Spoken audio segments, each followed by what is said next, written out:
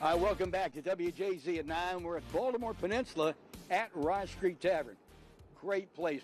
Probably the OG, John Navaria, executive chef, probably the OG of any of the facilities down here in Baltimore Peninsula. Hey, good morning, guys. How's everybody? Everybody's doing great. How long's Rice Street been here? I mean, over a decade. We're in our second. Well, Rice Street Tavern itself has been here for a while. Clyde's Restaurant Group has taken it out for about 2 years. We opened up in July 2024. But this building's been here, I'm going to say, at least a decade. Was Yeah. the first thing down here. It was next to Sagamore Distillery. I'll get back with you in just one more minute, Tommy Price, with the Oyster Recovery Project. So basically what we're doing, about a year and a half ago, K2 and I went down with the Chesapeake Bay Foundation, and we saw how they take oyster shells and use them to help repopulate the bay. Now, you all are a bit different. How so? Well, first off, we are strictly oysters. Chesapeake Bay Foundation, big friend of ours. They broad encompassing all of the bay restoration. We are strictly oysters. Okay, so why is that? Why being strictly oysters is that such a big deal? We can focus on recovering shell, working with the hatchery to produce larvae, and then actually planting industrial-sized restoration areas in the bay. Okay, now let me tell you how big a deal the oysters are. Let's go back over to Chef.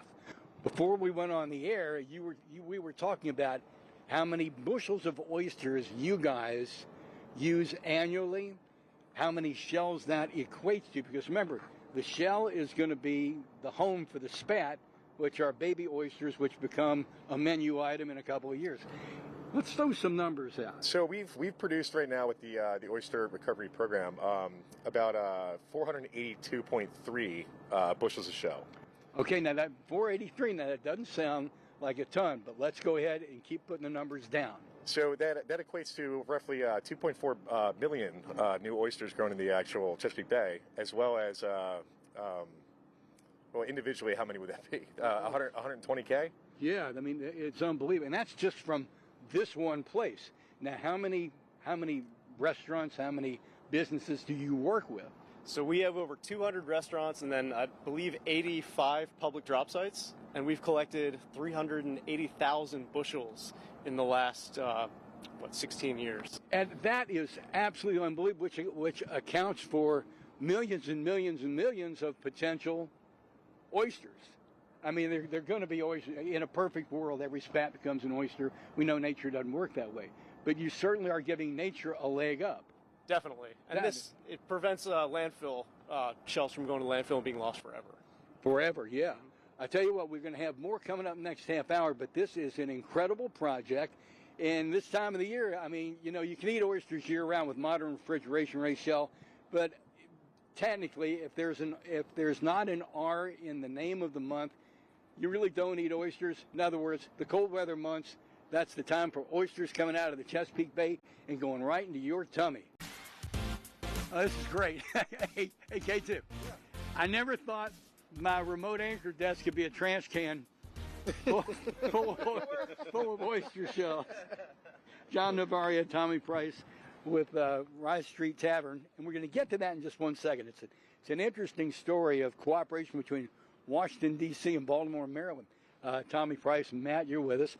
I didn't realize, now the Oyster Recovery Project actually began in the mid-'90s, but you started working with restaurants in about 2009. But as far as the guys who actually go out and do all the collection, from how many restaurants? Over 200 now. And then 85 public drop-offs, which if you go to the Oyster Recovery Project website, oysterrecovery.org, you can find out if you've had an oyster dinner at your house, or you can take those shells. It's you two and one other person. There's only 3 people? That's it. Yep. 3 trucks. That is absolutely unbelievable. Yes, sir. For 200 restaurants and 85 public drop-offs. Yep, from Pittsburgh all the way to Ocean City. From Pittsburgh down to OC. Yep. So we don't have enough time to get Pittsburgh involved. But Washington, we can. You mentioned that Rice Street was taken over by the Clyde Restaurant Group, and it didn't register in my mind. We were talking, Clyde's was in Columbia. Clyde's of Georgetown, legendary place. Old Ebbitt Grill in D.C., highly recommend. Right. So the Clyde's group came to you guys and said, we're having a big event in D.C., come get our oysters. Correct. It was a bunch of oyster shuckers there, too, and we provided a dumpster, and we've been doing that since, bringing a dumpster. If you just moved to the area, traditionally there's not a lot of cooperation between D.C. and Baltimore. I mean, it's its own universe, and we're our own universe up I-95. But it's a great symbiotic relationship when it comes to Chesapeake Bay. And shout out Clyde Restaurant Group. That's right. So we moved into Rice Street Tavern here from Clyde's Restaurant Group about 2 years ago, and this is the first location in Baltimore City that Clyde's has opened up, and first restaurant in I think 14 years that we actually opened up over here. Well, I got to tell you, I can't recommend this enough. Just a great vibe, particularly on a warm spring, summer, or fall afternoon, where we would not want to have this open because this redefines.